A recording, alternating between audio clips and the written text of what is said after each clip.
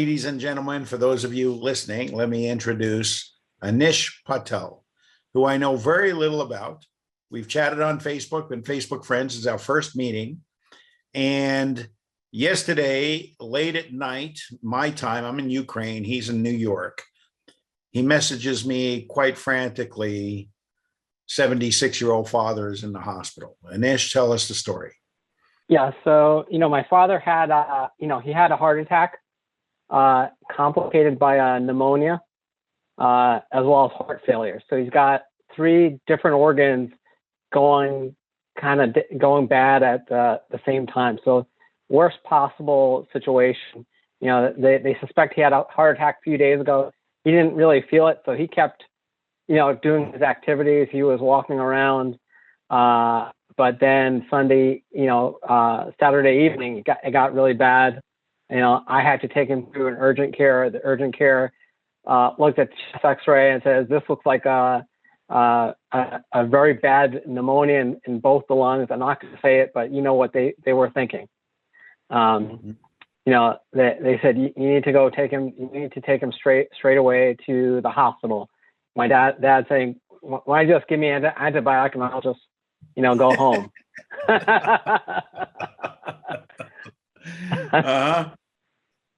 So okay. I took him. I took him home first. We meditated. Your friend Avril, she happened to be online. She did a quick meditation with me. Because I needed to get him stabilized. I was afraid he wasn't going to make it. Yeah, sure. Ed. And for those who are listening, Avril Richer is one of my great students from Scotland. Yeah. So, I had reached out to her. She happened to be online. It was serendipitous. She said right away, she started doing her miracle stuff. We stabilized that, I was able to get him stabilized, get him calmed down. Took him to the hospital. And with the way the hospitals are right now, you drop them off, and you hear back later, when you could come back in. Monday he seemed to be doing better. But then, we got a call from the hospital. They had to upgrade him into the intensive care unit. His oxygen was dropping. They had a mask on him, forced air coming through. So he can't really, he's trying to talk, but, he doesn't have quite the strength. It was a lot to process. That's what I was seeing yesterday, Ed, when I was speaking to you. I was a little emotional. Sure. Sure. I felt that through Facebook messages.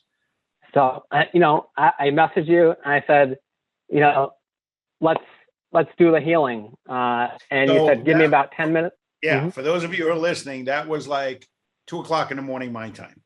Okay. And I could feel the emotion through. He's nervous. And him and I have chatted a little bit. He's joined my Self-Healing Mastery Plus monthly live sessions, but I didn't really know him that well. And so, but I can feel emotion. I can feel energy through a person's even chat. And I felt it. And I felt the urgency. I was ready to go to sleep. But I said, okay, we'll do this. So, okay, educate them. What happened then? We talked on the phone. We decided to do it at his bedside. It was this is an intensive care unit. It's noisy. There are people coming in and out of the room. I decided, instead of doing it from my car, to do it, right next to him on his bedside. I put my arm on him. You gave me the instructions for the meditation. And we did that for about, it felt like an hour, maybe might have been 20 minutes. That was 20, 25 minutes. So for those of you listening, I heal remotely. As I mentioned, I'm in Ukraine. He's in New York. He was near his dad in the hospital. So he had two choices. He could do it at a location separate from his dad, which as long as they have a soul connection and we're healing the soul.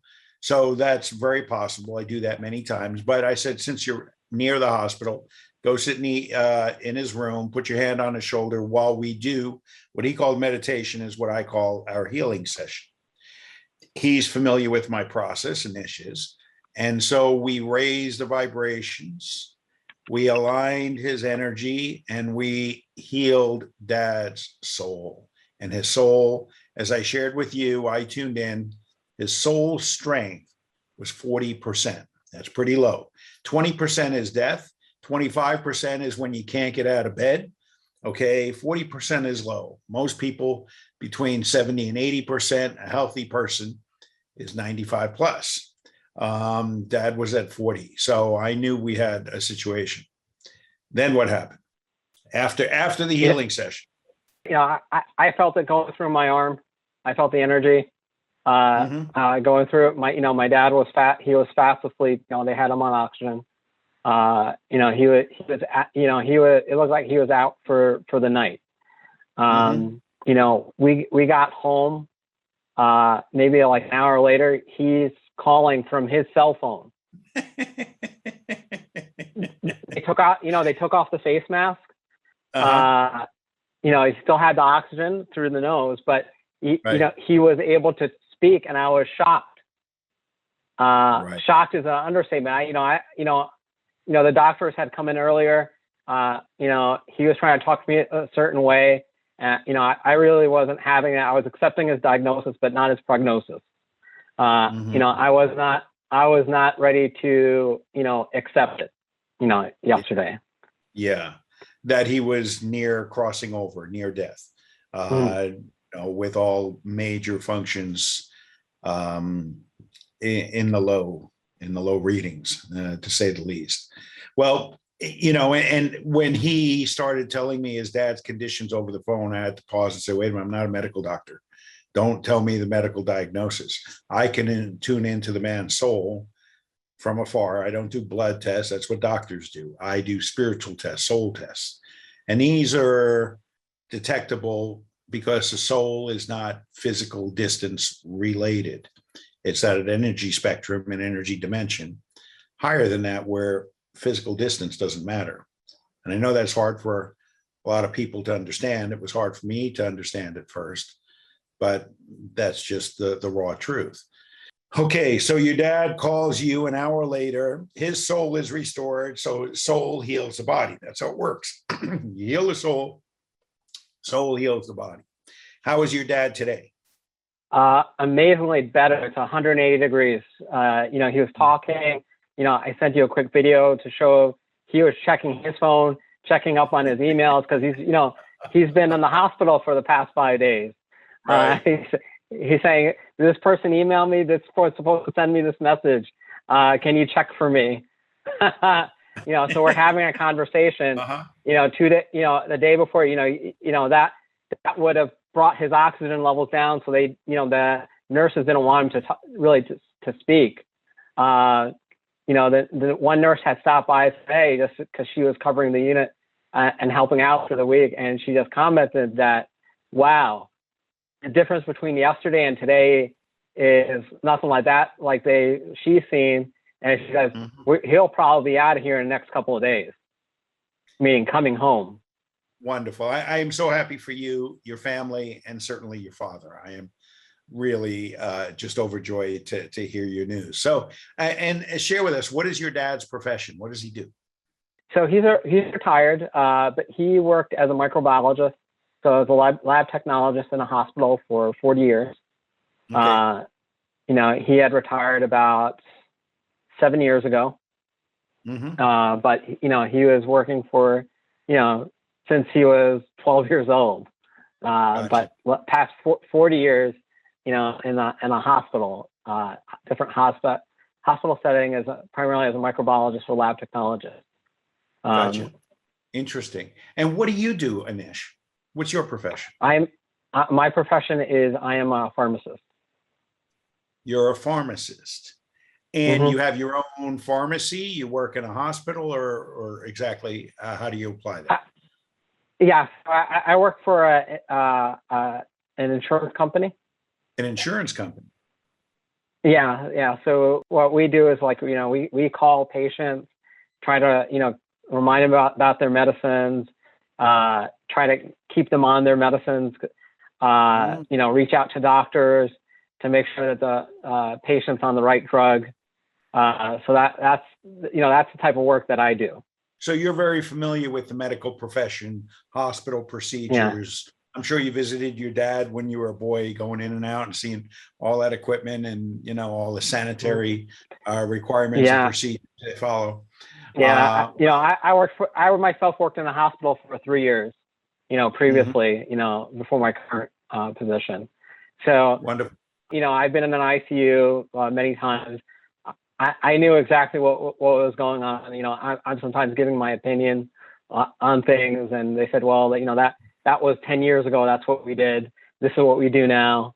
But I was just offering my opinion to the doctor. Sure. This is what I'd like you to do. Can you try this? And he says, oh, that's been disproven. I'm like, well, I've seen it work a million times. So, Yeah. So I'm giving my opinion.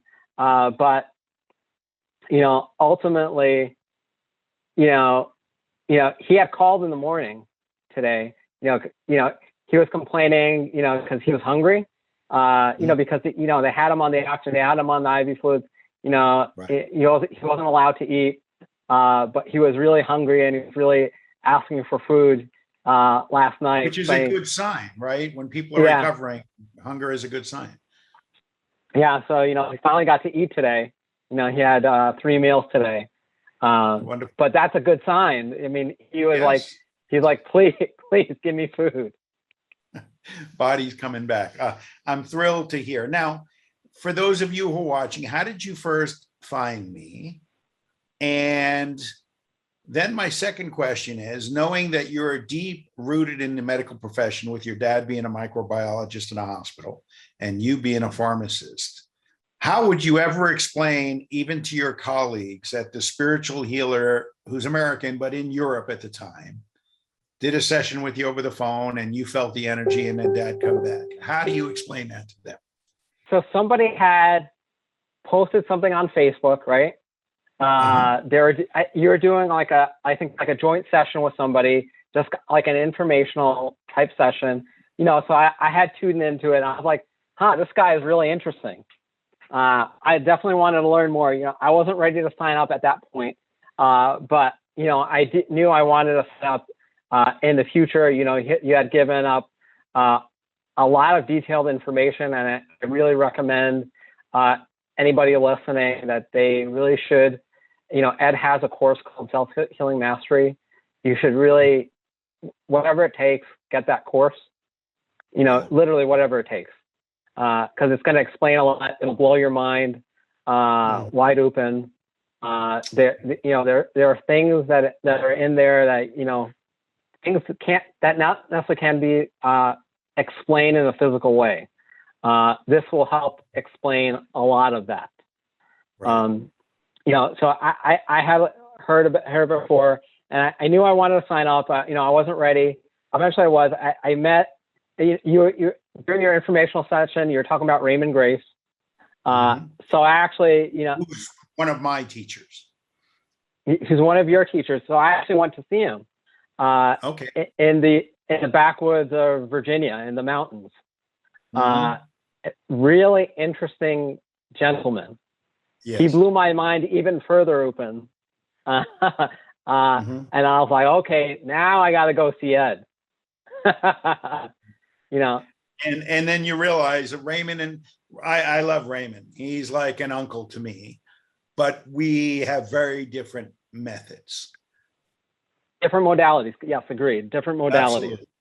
Yes. And Raymond and I exchange at times. Sometimes I heal him. Sometimes he helps me, So, well, that's wonderful. Look, I am so glad. I thank you for coming on. Is it okay to show this to other people on social media and the internet? Is that okay with you, Anish? Yes, that's good. Yes, that's good. I mean, because this was really, something else.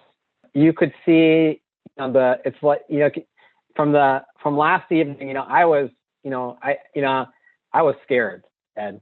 Sure. I felt that. I was scared. I hardly slept.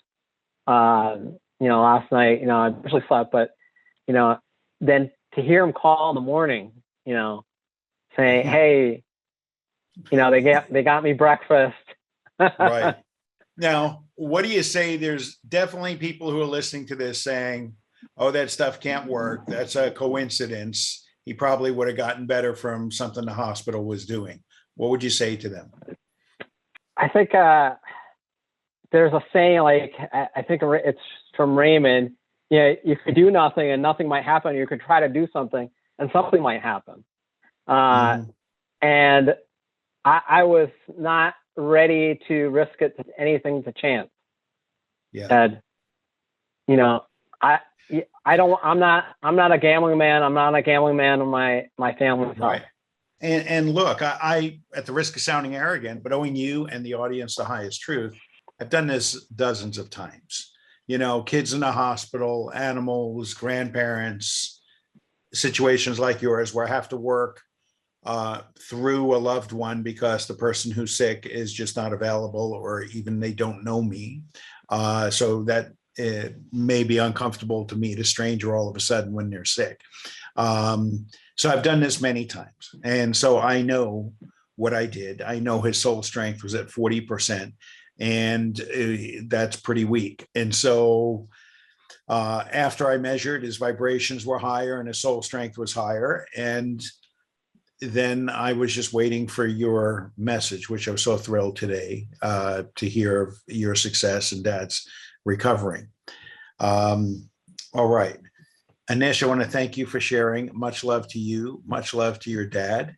Much love to those who taught me this, including Raymond, Grace, and the infinite universe and all the angels in there aligned with the highest levels of love, life, and light, because that's what heals. That's what heals the soul.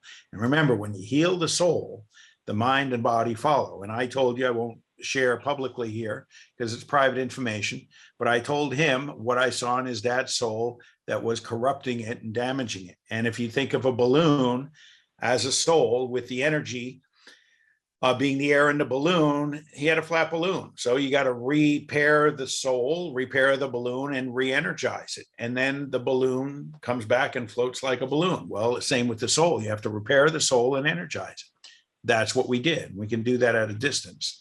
We can do it over the phone. We can do it with one, or as he knows, he's in my Self-Healing Mastery Plus seminar, which is what we do once a month, these live sessions where we build our soul, build our energy, and renew and revitalize our own mind, body, and spirit. So thank you for coming on. Thank you for sharing your powerful story. And I think your story is going to help a lot of other people. And it's thrilling for me that you're part of the medical industry, which often tries to discount and poo-poo anything that is alternative. Nevertheless, this, energy healing, which they all kind of pool into one category, but it's not just one category. There are many dimensions to energy and power and conviction is what makes it happen. You should be taking my next Healing Genius Mastery training and learn to be a healer yourself. Wouldn't that be a fantastic switch and evolution from pharmacist to healing master?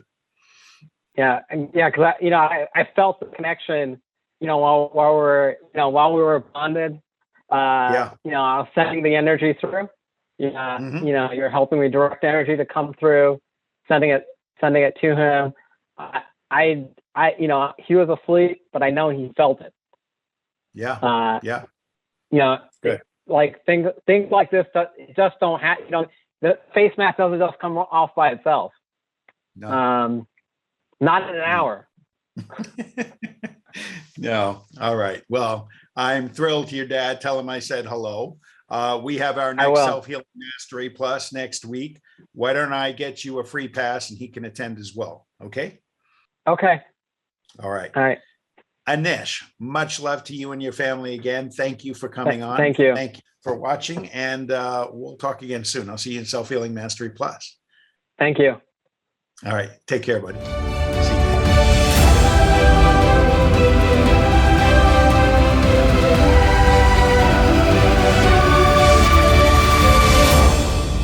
Hi, this is Ed Stracher. Thank you for watching. If you want to learn how to connect to this vibrant cosmic energy that heals, or what some people call love.